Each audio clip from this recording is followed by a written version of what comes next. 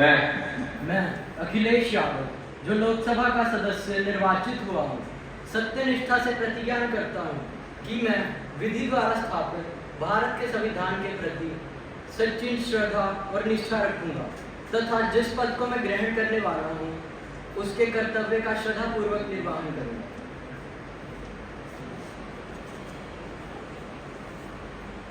श्रीमती संगीता कुमारी सिंह देव।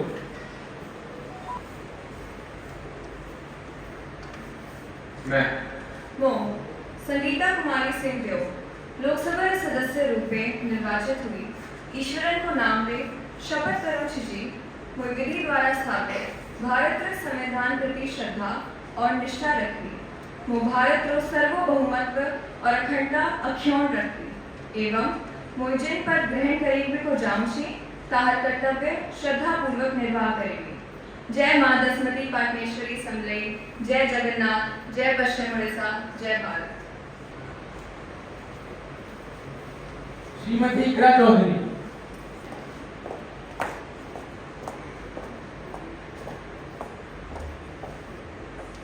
मैं इकरा चौधरी, जो लोकसभा की सदस्य निर्वाचित हुई हूँ, सत्यनिष्ठा से प्रतिज्ञा करती हूँ कि मैं विधि द्वारा स्थापित भारत के संविधान के प्रति सच्ची श्रद्धा और निष्ठा रखूंगी तथा जिस पद को मैं ग्रहण करने वाली हूँ उसके कर्तव्यों का श्रद्धापूर्वक निर्वहन करूंगी। जय भारत, जय संविधान।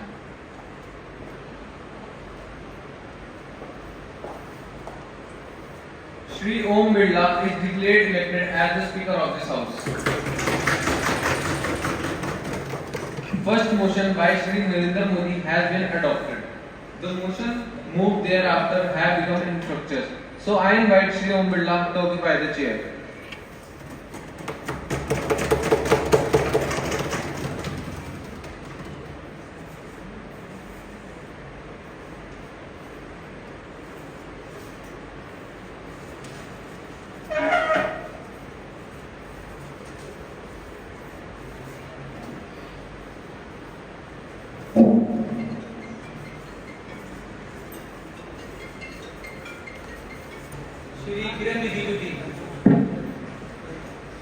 Honorable Speaker, sir, before the business could begin, I would like to thank Shri Bharat Ruhari Mehtab, who has discharged his duties as Speaker for them. He has completed entire proceedings of oath and affirmation very smoothly till the election of Honorable Speaker. I profusely thank him on behalf of the government and Honorable Prime Minister. I also thank the panel of chairperson for their valuable contribution. I thank Secretary who have completed the work within the time frame. On behalf of the entire House, I thank all of the wonderful members for their cooperation. Now the President is coming. महामहिम राष्ट्रपति जी।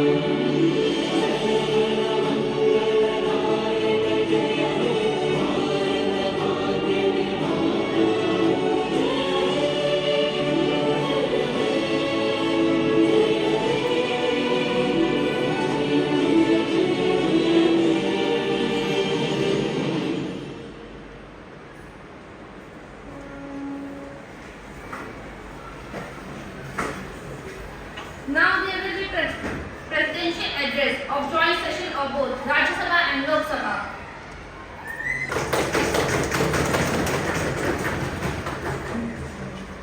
माननीय सदस्य, मैं चुनावी लोकसभा के सभी नवनिर्वाचित सदस्यों को बहुत बहुत बधाई और शुभकामनाएं देती हूँ। आप सभी यहाँ देश के मतदाताओं का विश्वास जीत कर आए हैं। देश सेवा और जन सेवा का यह सौभाग्य बहुत कम लोगों को मिलता है। मुझे पूरा विश्वास है आप राष्ट्र प्रथम की भावना के साथ अपना कर्तव्य निभाएंगे। 140 करोड़ देशवासियों की आकांक्षाओं की पूर्ति का माध्यम बनेंगे। माननीय सदस्यगण, मैं आज कोटि कोटि देशवासियों की तरफ से भी भारत के चुनाव आयोगों का आभार व्यक्त करती हूँ। ये दुनिया का सबसे बड़ा चुनाव था। करीब 64 करोड़ मतदाताओं ने विश्वास और उमंग के साथ अपना कर्तव्य निभाया है। इस बार भी महिलाओं ने मतदान में बढ़ चढ़कर हिस्सा लिया है। इस चुनाव की बहुत सुखद तस्वीर जम्मू और कश्मीर में भी सामने आई है। कश्मीर घाटी में वोटिंग के अनेक दशकों के रिकॉर्ड टूटे हैं। माननीय सदस्यगण, 2024 के लोकसभा चुनाव की चर्चा आज पूरी दुनिया में है। दुनिया देख रही है कि भारत के लोगों ने लगातार तीसरी बार स्थिर और स्पष्ट बहुमत की सरकार बनाई है। ऐसे समय में जब भारत के लोगों की आकांक्षाएं सर्वोच्च स्तर पर हैं, लोगों ने लगातार तीसरी बार हमारी सरकार पर भरोसा जताया है। भारत के लोगों को ये पूर्ण विश्वास है कि उनकी आकांक्षाएं सिर्फ मेरी सरकार ही पूरी कर सकती है। इसलिए 2024 का ये चुनाव नीति, नियत, निष्ठा और निर्णयों पर विश्वास का चुनाव रहा है।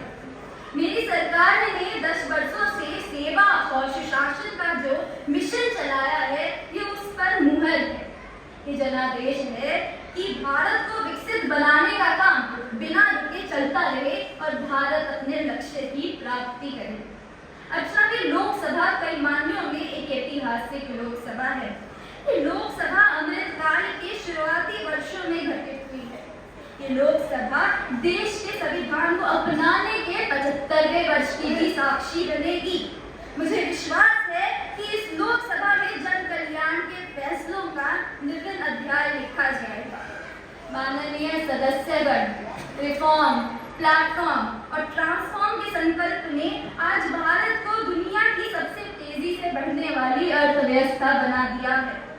10 साल में भारत 11वें नंबर की अर्थव्यवस्था से लेकर 5वें नंबर पर पहुंचा है। माननीय सदस्यगण, मेरी सरकार अर्थव्यवस्था के तीनों स्तंभों मैन्युफैक्चरिंग, सर्विसेज और एग्रीकल्चर को बराबर महत्व देती है। आज आईटी से लेकर टूरिज्म तक, हेल्थ से लेकर बैलेंस तक हर सेक्टर में भारत लीडर बन रहा है। पिछले 10 वर्षों में मेरी सरकार द्वारा ग्रामीण अर्थव्यवस्था के हर पहलू पर बहुत जोर दिया गया है। गांवों में कृषि आधारित उद्योगों, डेयरी और फिशरीज आधारित उद्योगों का विस्तार किया जा रहा है। इनमें भी सहकारिता को प्राथमिकता दी गई है। माननीय सदस्य, आज का भारत अपनी वर्तमान जरूरतों को ध्यान में रखते हुए अपनी कृषि व्यवस्था में बदलाव कर रहा है। ग्लोबल मार्केट में किस तरह के फूड प्रोडक्ट्स की डिमांड ज्यादा है, उसके आधार पर नई रणनीति बनाई जा रही है। विश्व बंधु के तौर पर भी भारत ने अनेक वैश्विक समस्याओं के समाधान को लेकर पहल की है।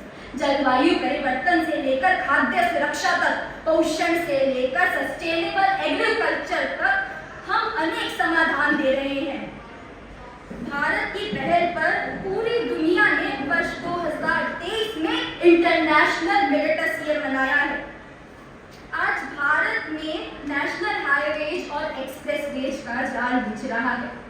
नेशनल हाईवेज बनाने की गति में भी दुगने से अधिक की वृद्धि हुई है। मेरी सरकार ने नॉर्थ ईस्ट के विकास के लिए 10 वर्षों में आवंटन में 4 गुना से अधिक की वृद्धि की है। मेरी सरकार नॉर्थ ईस्ट में स्थायी शांति के लिए निरंतर काम कर रही है। माननीय सदस्य, वुमेन लेड डेवलपमेंट के लिए समर्पित मेरी सरकार वुमेन एम्पावरमेंट के एक नए युग की शुरुआत कर रही है। आज उनके पास नारी शक्ति वंदन एक्ट की ताकत है। माननीय सदस्य, विकसित भारत का निर्माण तभी संभव है जब देश के गरीब, युवा, नारी शक्ति और किसान मजबूत होंगे। इसलिए मेरी सरकार की योजनाओं में सर्वोच्च प्राथमिकता इन्हीं 4 स्तंभों को दी जा रही है। 1000 करोड़ रुपए से भी अधिक की पीएम जनमन जैसी योजना आज अति पिछड़ी जनजाति समूहों को उत्थान का माध्यम बन रही है। मेरी सरकार 55 करोड़ लाभार्थियों को आयुष्मान भारत योजना के तहत मुफ्त स्वास्थ्य सेवाएं भी उपलब्ध करवा रही है।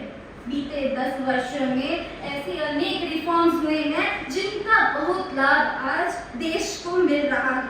जब ये रिफॉर्म्स किए जा रहे थे तब भी इनका विरोध किया गया था, नकारात्मकता फैलाने की कोशिश की गई थी, लेकिन ये सारे रिफॉर्म्स समय की कसौटी पर खड़े उतरे।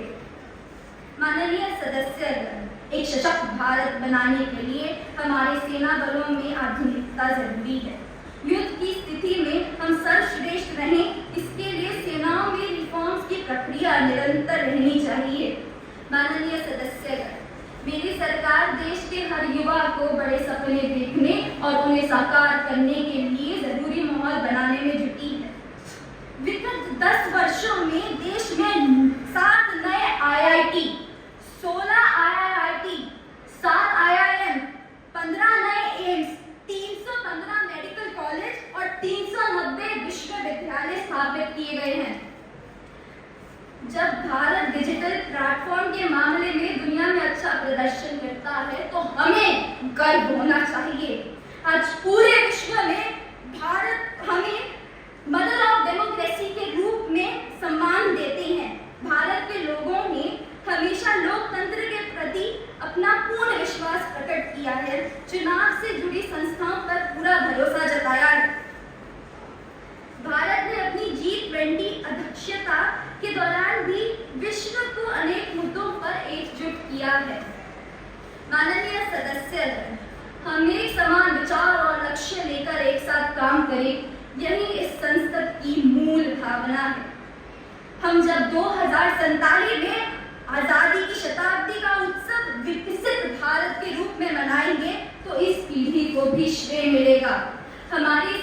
आज हमारे संकल्प में जो निष्ठा है, हमारी जो असंभव से लगने वाली उपलब्धियां हैं, ये इस बात का प्रमाण है कि आने वाला दौर भारत का दौर है। आने वाली सदी भारत की सदी है। आइए हम सब मिलकर पूर्ण कर्तव्य निष्ठा के साथ राष्ट्र संकल्प की सिद्धि में जुट जाएं, विकसित भारत बनाएं। आप सभी को बहुत शुभकामनाएं। धन्यवाद। जय हिंद, जय भारत।